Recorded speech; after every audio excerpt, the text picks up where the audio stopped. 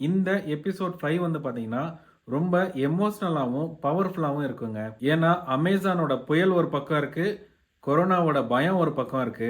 இந்த 2 பெரிய கிரைசிஸ்லயும் காஸ்கோ எப்படி கூலா ஹேண்டில் பண்ணுச்சு அப்படின்றது தான் இந்த எபிசோட்ல பார்க்க போறோம். 2008ல ஒரு நார்மல் அமெரிக்கன் ஃபேமிலி என்ன பண்ணுவாங்க? சாட்டர்டே மார்னிங் ஆனா கார் எடுத்துட்டு ஒரு மாலுக்கு போவாங்க. ஒரு பிக் ட்ராலில அவங்க அந்த வீக்குக்கு தேவையான எல்லா பொருட்களையும் ஷாப் பண்ணிட்டு, ஒரு நல்ல ரெஸ்டாரண்ட்ல போய் சாப்பிட்டுட்டு, அந்த நாளையே வந்து ஹேப்பியா செலிப்ரேட் பண்ணிட்டு வீட்டுக்கு வருவாங்க. ஆனா, இங்க தான் ஒரு மெல்ல மெல்ல ஒரு மாற்றம் வந்துச்சு. என்னன்னு பார்த்தீங்கன்னா, அந்த வீட்ல இருக்க அப்பா வந்து ஃபோன் எடுக்குறாரு. பொருட்கள் எல்லாத்தையும் ஆன்லைன்லயே ஆர்டர் பண்றாரு.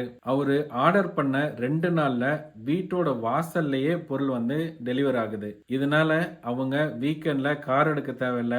ரெஸ்டாரண்ட் போய் காசு செலவு பண்ண தேவையில்ல. டைம் மிச்சமாகுது.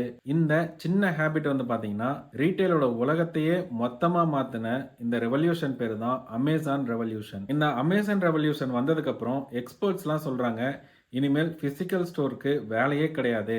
வேர்ஹவுஸ் எல்லாம் இழுத்து மூடிற வேண்டியதான் அப்படின்னு சொல்றாங்க. அமேசான் ஒரு டிஜிட்டல் புயல் மாதிரி வந்துச்சு. வால்மார்ட் மாதிரி ஒரு பெரிய ஜாம்பவான்கள்லாம் அவங்களும் ஆன்லைன்ல பொருளை விற்கிறதுக்கு முயற்சி செய்றாங்க. ஆனா ஒரே ஒரு கம்பெனி மட்டும் ரொம்ப காமா இருந்துச்சு. அதுதான் காஸ்கோ. அமேசான் புயல் அடிக்கும் போது நம்ம காஸ்கோவுக்குள்ள போய் பார்த்தா இதுக்கு முன்னாடி என்ன செட்டப் இருந்துச்சோ அதே செட்டப் தாங்க. அந்த கடைக்குள்ள எந்த ஒரு மாற்றமும் நிகழல. எந்த ஒரு கூச்சலும் இல்ல. எந்த ஒரு சலசலப்பும் இல்ல.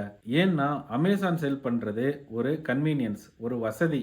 ஆனா காஸ்கோ செல் பண்றது சேவிங்ஸ், சேமிப்பு. அமேசான் உங்க டைமை சேவ் பண்ண பாக்குது.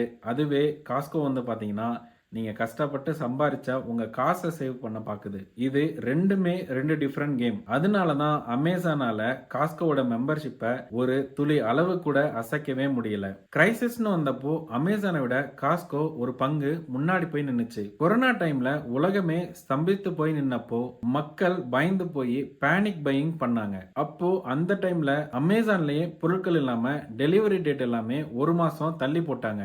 ஆனா காஸ்கோல எப்பயுமே ஸ்டாக் வந்துட்டே இருந்துச்சு. சப்ளை செயின் பிளாக் ஆனப்ப கூட காஸ்கோ சொந்தமா ஒரு பெரிய கார்கோ கப்பலை வாடகைக்கு எடுக்கிறாங்க.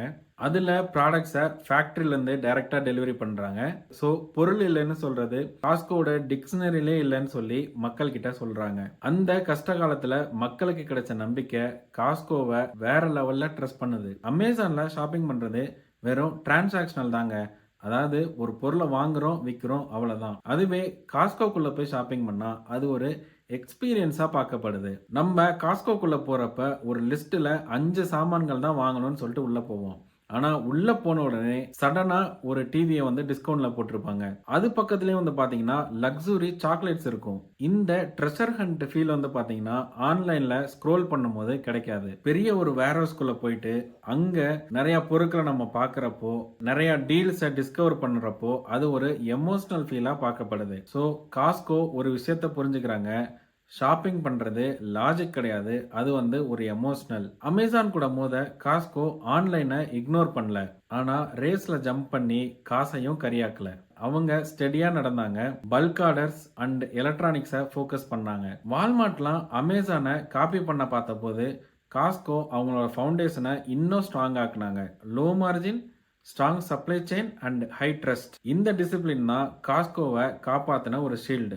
அமேசான் ஆன்லைன்ல ஸ்ட்ராங்கா இருக்கலாம். ஆனா காஸ்கோ ஃபவுண்டேஷன் பில்ட் பண்ண ஒரு ஸ்ட்ராங்கான ஒரு கோட்டைங்க. எந்த புயல் வந்தாலும் இந்த கோட்டை வந்து சாயாது. இ காமர்ஸ் புயல் வந்துச்சு.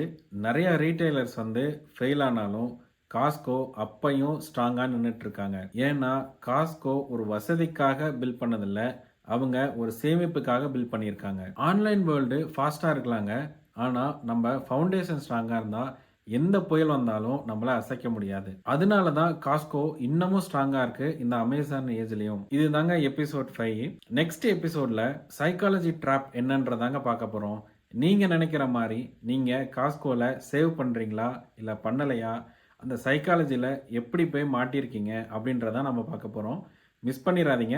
இந்த வீடியோ பிடிச்சிருந்தா ஒரு லைக் அண்ட் சப்ஸ்கிரைப் பண்ணுங்க.